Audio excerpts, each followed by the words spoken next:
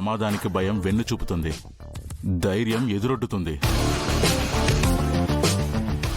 మనల్ని చంపేది భయం, మనం చచ్చినా బ్రతికించేది ధైర్యం.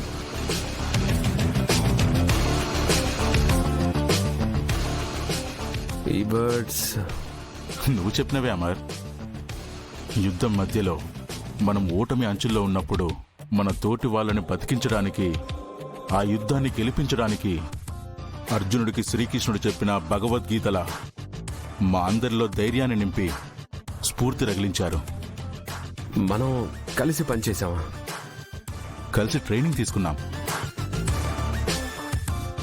డెహ్రాడూన్లో ట్రైనింగ్ మధ్యలో నాకు సివిల్స్లో ఐపీఎస్ వచ్చి నేను పోలీస్ డిపార్ట్మెంట్కి వెళ్ళాను. నువ్వు ట్రైనింగ్ పూర్తి చేసుకొని ఆర్మీకి వెళ్ళావు. గుర్తొచ్చిందా?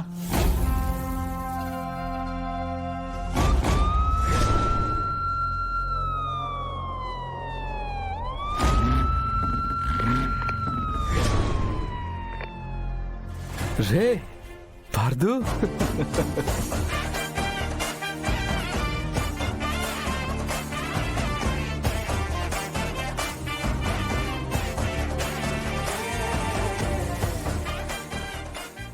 ఎన్ని రోజుల తర్వాత కలిసానరా, చాలా హ్యాపీగా ఉందిరా. Same feeling Amar. నీ కేసు గురించి చెప్పగానే వెంటనే ఒప్పుకొని ఇక్కడికి వచ్చాను. అయిపోయావు మనోహరి. వచ్చినోడు ధైర్యవంతుడు, తెలివైనోడే కాదు, అమర్ సార్కి బ్యాచ్మేట్, బెస్ట్ ఫ్రెండ్ కూడా. ఇంట్లోకి వెళ్ళి కూర్చొని మాట్లాడుకుందాం రా.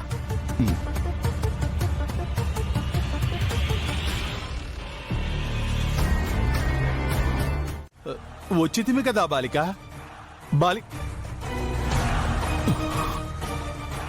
హతవిధి, ఇప్పుడు మేము నీకు కనిపించము వినిపించము కదా. మీరెక్కడున్నా నా మాటలు వినిపిస్తున్నాయన్న ఆశతో చెప్తున్నా గుప్తా గారు.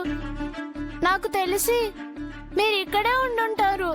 అవును బాలిక, నీవు శక్తులను కోల్పోయిన కారణమున మేము నీకు కనిపించటలేదు. మా అమ్మ నాన్నను కలపడానికి ప్రయత్నిస్తే నేను శక్తులు కోల్పోతానని మీరు ముందే హెచ్చరించారు. అందుకే మీరు నాకు కనిపించట్లేదు. మీ మాట నాకు వినిపించడం లేదు. మేము వలదు వలదు అని ఎంత చెప్పినను నీవు మా మాట పెడచెవిన పెట్టి శక్తిహీనురాలు వైతివి బాలిక. అందుకేనా అంజు యొక్క శరీరంలో దుష్టశక్తి ప్రవేశించినా నేను కనిపెట్టలేకపోయాను? అందుకేనా మనోహరి వేసే ప్లాన్ ను ముందే గ్రహించలేకపోతున్నాను? అవును బాలిక, అది జరిగినది. మా అమ్మ నాన్నని కలపకపోతే, మా నాన్నకి గతం గుర్తు రాకపోతే నాకు శక్తులుండి ఏం ప్రయోజనం గుప్తా గారు? ముఖ్యంగా మనోహరిని ఇంటి నుంచి తరిమేయడానికే నేను మళ్ళీ పుట్టాను. మా నాన్నకి మర్చిపోయిన గతం అంతా గుర్తు రావాలి, మా అమ్మ నాన్న కలవాలి, మనోహరి ఇంటి నుంచి వెళ్ళిపోవాలి. ఈ జన్మలో నేను చేయాల్సిన పనులు ఇవే గుప్తా గారు. నీవు అటులో చెయ్యవలెనన్నా నీ శక్తులు మరల నీకు తిరిగి రావలెను. నీ శక్తులు నీకు తిరిగి రావలెనన్నా పూజా మందిరమునున్న ఆ రుద్రాక్షమాలను నీవు తాకవలెను. అప్పుడే ఆ ప్రచండతో నీవు పోరాడగలవు. ప్లీజ్ గుప్తా గారు, నాకు సహాయం చేయండి. ఎలాగైనా సరే మా అమ్మ నాన్నలు కలపాలి, నా అక్కని అన్నయ్యల్ని కాపాడుకోవాలి, మనోహరిని ఇంటి నుంచి వెళ్ళగొట్టాలి. మీరు తప్ప వేరే ఏ దారి లేదు. హెల్ప్ మీ గుప్తా గారు. నీకు సహాయము చేయవలెనని మాకును ఉన్నది బాలిక. కాని నీవా రుద్రాక్షమాలను తాకు వరకు మేము ఏమీనూ చేయలేము. మీకు నా ప్రార్థన వినపడిందనే అనుకుంటున్నాను. ఆ జన్మలో నా వెంటే ఉన్నారు. ఈ జన్మలో కూడా తోడుగా ఉండండి. నన్ను నడిపించండి. నాకు మీరే దేవుడు.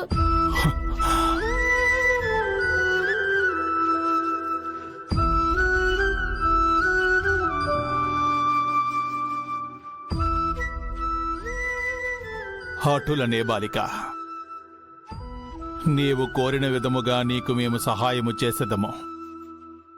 ఎటులైనను నీచే ఆ రుద్రాక్షమాలను తాకించి నీ శక్తులు మరల నీకు తిరిగి వచ్చే విధముగా చేయుదుము.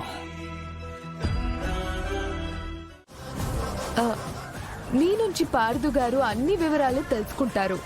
ఇన్ఫాక్ట్ నీ నుంచి ఇన్వెస్టిగేషన్ కూడా స్టార్ట్ చేయొచ్చు.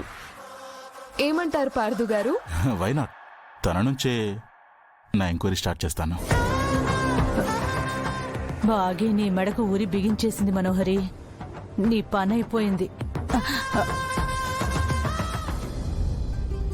ఓకే పార్దు, మేము వెళ్ళొస్తాం.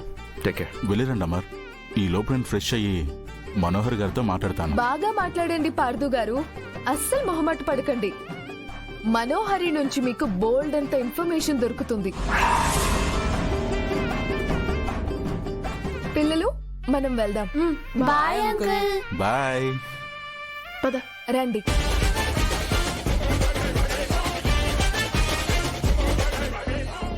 రండి సార్, మీకు రూమ్ చూపిస్తాను.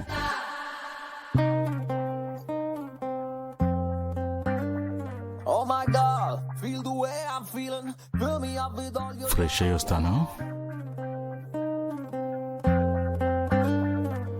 whoa, whoa. Hey, to the beach.